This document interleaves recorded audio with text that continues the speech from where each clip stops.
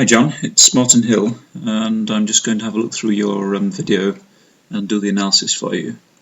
I have had a look through a couple of times, so I know what's coming, and I think looking at what you've done done the video and then you've replicated it in slow motion towards the back end. And so what I'll probably do is just concentrate on the front end, because as you'll see in a minute, I can stop and slow down and reverse, etc. the video itself. And so we jump straight in and look at this, which is really good in terms of where you are there. Really good streamline position, head tucked in between your arms, good push off, almost perfect. What then happens though, which I'm not sure whether you can sense this or feel this when you're doing the push off when you're then starting to swim, but if I look at this now in terms of your body position, that's perfect. So you've got yourself into a good position there. What I'll highlight now though is we're looking at your body as nice and long and straight. If you look at where your hands are pointing, they're actually pointing downwards, or you're tipping them downwards. And the consequence of doing that is that what you're effectively doing is that is the surface of the water. So you've pushed off underneath, nice depth, nothing wrong with that at all. But because of this frontal area here, what then happens is that your hands and fingers pointing downwards, they tend to act as almost like a rudder or aileron on an aircraft.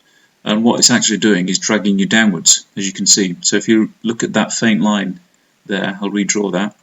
You can see that your body trajectory is actually going downwards, and it goes down quite steep. So rather than being horizontal like you were, and also coming back up to the surface, what you're actually doing is you're following a trajectory that's taking you down deeper, and as you then travel down deeper, you then begin your stroke there, at which point you're much deeper than you really ought to be, and you can see that your feet are up on the surface almost. Your hands and arms are probably, I don't know, 3/4 of a metre below the surface, and you're starting to stroke. And so your first stroke is quite a long way underneath the water, and the effect then is, as you can see with your body line, instead of being nice and straight, it's actually like a banana shape. And so your first stroke is effectively pushing you back up to the surface. And you can see here, your lead hand now is, going back to that rudder analogy, is actually now pointing upwards and pulling you back upwards. It's only a small point, but it does happen on every stroke on every push-off that you do. And so what I'd like you to think of instead is push off in exactly the same position, and rather than pointing your fingers downwards, try to really stretch them outwards, point them towards the wall opposite you, or the wall that you're going towards, because that way it will keep your body in a nice long straight position and lead you up to the surface rather than down towards the bottom. So if we look now, and I may have just talked a little bit too much there and have to go back a little bit. If I go back now and take it from here, because what I want to do now is to look at your overall body position and what you're doing with your arms in particular. And if I again draw, there's roughly the surface of the water. If I draw a line through your body, it's not too bad. Slightly down at the back end, but not too bad. Part of that is due to what I'm going to describe now, which you'll see here on the side shot, and we'll also see on the head-on shot as well. So what I want you to do now is to look at your left hand. So you can see that your left hand has gone into the water, and it's going in, and this is quite a good demonstration just here. You can see there, as I move the video, what you can actually see is that if I put a little dot on your fingertips there, what's actually happening is that your hand is going in and stretching out. And I'm not sure whether you're thinking about reaching out at the front of your stroke, trying to grab more water or whatever. But the knock-on effect of that is what we see here, is that what's happening is from there where your fingertips are stretched out to here, what's actually happening is that your arm from your shoulder is pushing, well, if I do that, actually pushing water downwards. And it's not until you're down here that you're actually then starting to push water backwards. So if you just look at that again, your hand goes in, your fingertips stretch out. Whether that's a conscious movement, I'm not sure, but your fingers are stretching out. But the knock-on effect of that is that a lot of your leverage and what you're doing with the water is actually pushing the water downwards. So the water at this stage is being pushed down there, and as you follow through, it's still down there. And it's not until you're down there that you're actually translating and pushing water more backwards than downwards. So it's not until down here that you're actually being propulsive.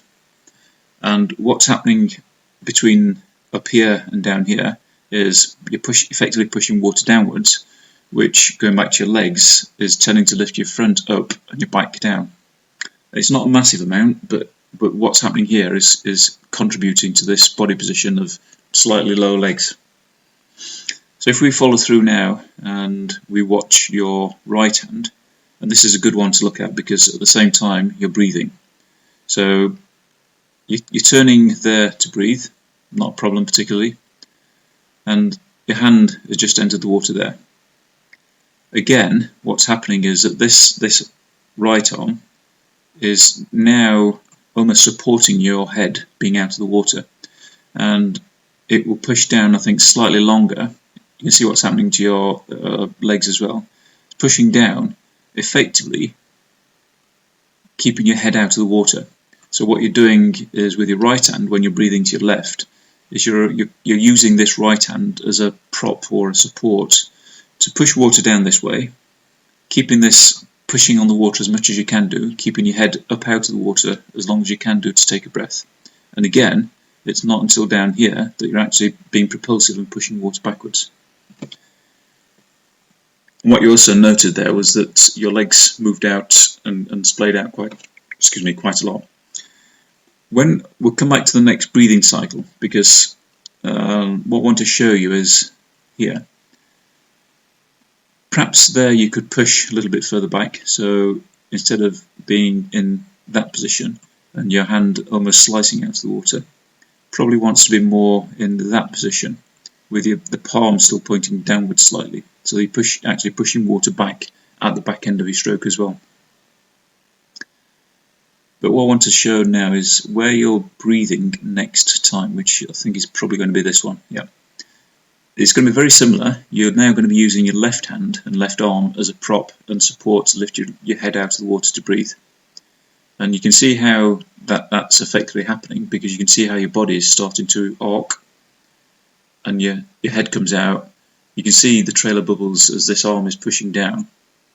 And what's actually happening is that your hips are quite stable, but you're rotating quite a lot from your shoulders.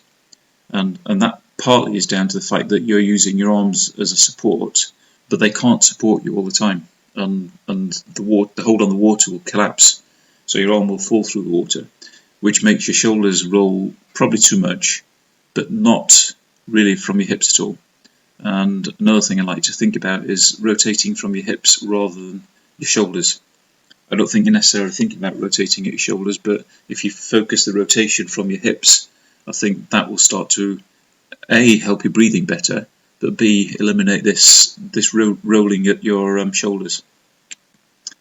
I hope that will make sense. And what I'll do is, swim session wise, I'll give you some sessions to think of that particular aspect. Again, you can see exactly the same downward trajectory, and it's a very simple. Fingers are down. I'm sure you're conscious of being streamlined, which is perfect. What I want you to think about though is there, rather than pointing downwards, point them straight out, and that will stop you going into that downward trajectory. I'm sure, well, I don't know whether you can feel or sense this now when you're swimming, but I'm sure that when you've watched this and then next time you do it, I'm sure that you'll actually be much more conscious of what's happening. Right, perfect, more or less. If your fingers were just slightly across there, then that's a perfect streamline position. So, as I said before, what I want you to think of is not to point your fingers down at your wrist, so keep them straight, and imagine that there's, from your fingertips there, there's a string, and it's really stretching you out, and what you need to do is to stretch out across down there, so that your fingers stretch out there. What you might find is that here in your shoulders and upper back, that starts to ache, and a good way of practicing this is just to simply do push-offs. So, and I'll put that into your one of your swim sessions, is not swimming, but just purely push off and really practice that streamline push off, and really stretch out with your fingertips, reaching out for the opposite side, and really feel around all of this area a really good stretch, and you might even feel it in your core as well. So a good streamline push off just needs to be slightly directed in the upward motion rather than the downward. Now, looking at your overall alignment, good body position there, nice and straight, but I'm sure that you can see there that your hand is going slightly across, and then as it goes into the water, it continues across and then pulls through from there. Left hand is not too bad, that's nice and straight, almost where it should be. And again, you can see that your right hand is consistently going across. So what we need to do is just look at you in terms of your overall alignment. What you're doing at the push-off is really good. We just need to carry that through into your swimming, and I'll give you some drills that will help you to do that. The thing where your right hand is entering and then going across the centre, I think that is causing this here. It's causing your legs to just slightly splay out. And if you imagine you're trying to minimise your disturbance on the water and maximise your propulsion through the water, anything that goes outside the envelope of your body is going to be slowing you down. And so if your legs are going out here, not massively, but they're going outside your body line, then that's going to be slowing you down. And as we saw from the underneath water shot, that's what's happening, is that this arm is crossing over quite a lot. It's now probably exaggerated slightly because you're breathing as well, and then it pulls back outwards before it sweeps back in again, and it causes your legs to go out there. So it's not a massive issue, but you can see that just by being able to stop and freeze and look at frame by frame in the video, you can see how it's affecting your alignment and your streamline position. So overall, it's not too bad. I think we just need to work on the streamlining, the alignment, and in particular the catch, because what I want to show you, and when we look at the underwater shot again from the side, and maybe I'll backtrack to that, is what I'd like you to see how you're catching the water. Your stroke rate, I don't know if you're using a tempo trainer or anything to monitor your stroke rate, but your stroke rate is typically about 65, although it looks like there are parts where you're going slightly faster and it's going up into the 70s. And I would say probably you're looking, from a stroke rate point of view, you're looking at high 60s to 70 is probably where you would be now. The drills that I will show you and I'll put on your swimming sessions, they will help you to naturally increase your stroke rate without using a tempo trainer, but you can artificially, if you like, use a tempo trainer as well. Again, this illustrates where your hands are and what's happening as you go downwards. So not dwell on that too much, other than the fact that you can see how deep you are going under the water. This head-on shot is really good because what it shows us is A, how your arms are pushing straight down, and they're not becoming effective in terms of catch and propulsion until quite a long way down there. And if you think about what's happening mechanically, you're using your shoulder as the pivot point, if you like. And what's happening is that you're effectively using your shoulder, with your hand being the feeling mechanism, but using your shoulder to generate lots of force, and it's actually a big long lever. What I'd like to see is something more like this, and I'm sure you've heard of high elbows and vertical forearms, catching early, etc., etc. If you don't know what that means, effectively means keeping your elbows nice and high under the water, not above the water, but under the water, because the what you're effectively doing mechanically is breaking down your arm into not one long lever but two levers, and that actually makes it more efficient for you, and it's a lot more propulsive but quite difficult to achieve. So what I want you to think about is to try to keep your elbow, which is this point here. So this is your elbow. Try to keep this as high as you can, and imagine almost that you're swimming in a position where you're like, some people describe it as a monster or as a chimp, but basically with your elbows really, really high. They won't be as high as you imagine they are, but they'll be higher than they are.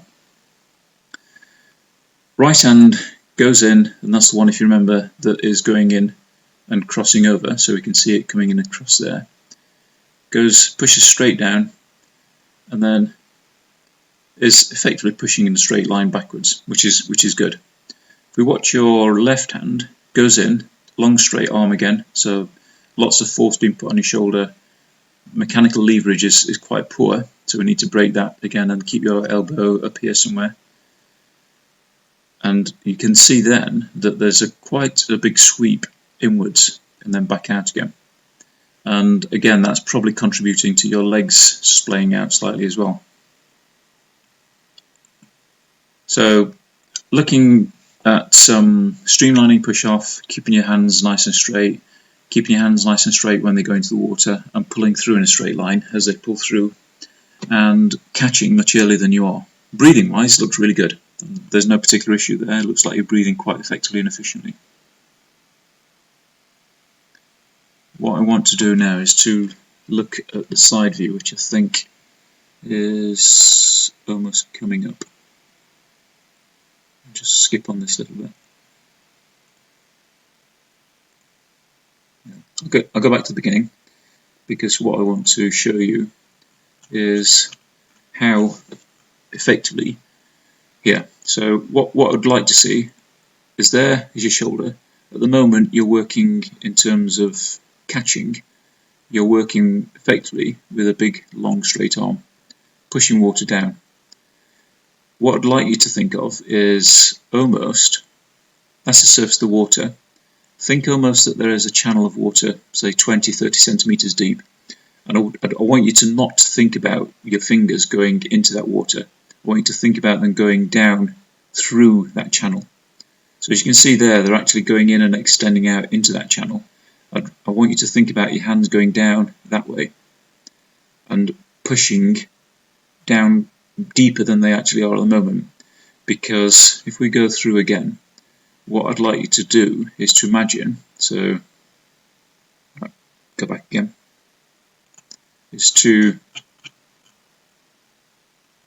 there, for your elbow, instead of being there and up to your finger there, what I'd like to try to do is to get your elbow there, so keep it high, but try to get your forearm down there, and effectively, if you can, try to imagine that this is your forearm going from the position that it's in there, reaching forwards into that channel, reaching downwards and downwards and downwards. So you end up with here what is called the early vertical forearm, which I'm sure you've heard of. But the earlier you can get that vertical forearm, the earlier you'll be able to get into a position where you're pushing water backwards or pushing yourself forwards.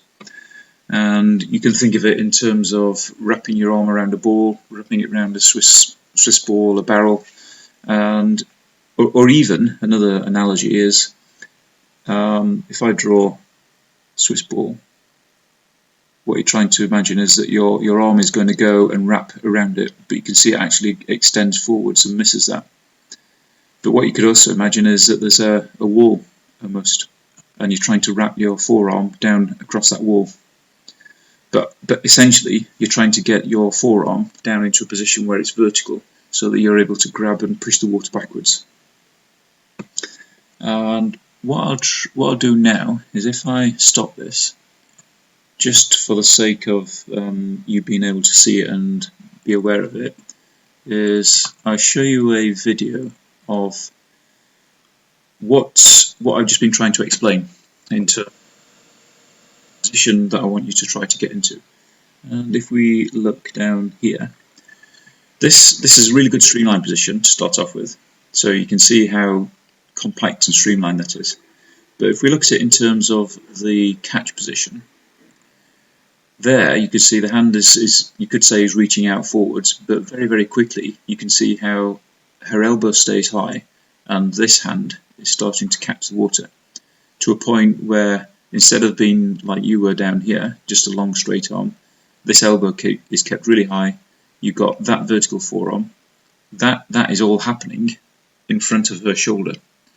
So it's not below her, but it's in front of her shoulder. But what's happening then is that the whole of this, from fingertip up to elbow, is now pushing water backwards.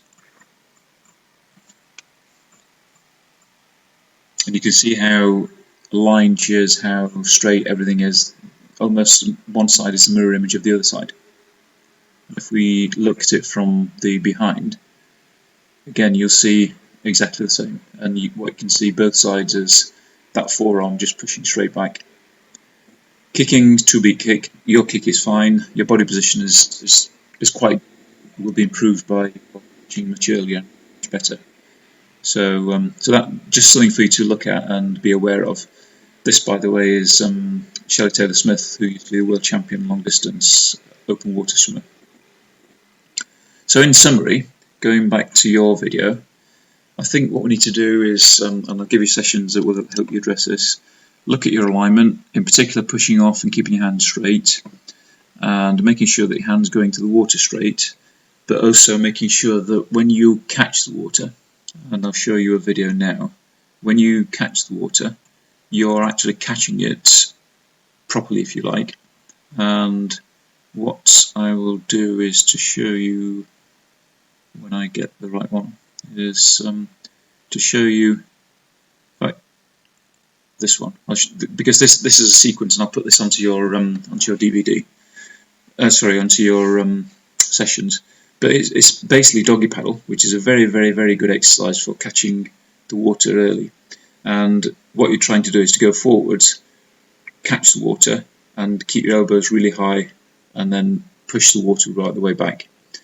Not particularly good video, but what I will do, I think, is give you a reference. But this, probably from your point of view, to start off with, is a really, really good drill to help you get into that position of catch.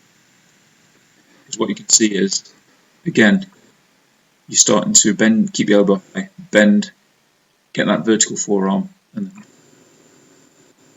if you get like swim or doggy paddle really, really quickly through the water, and you really get the feel of the water as you're doing it.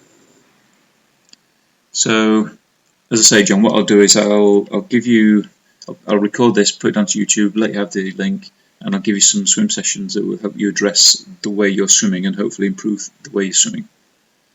Cheers!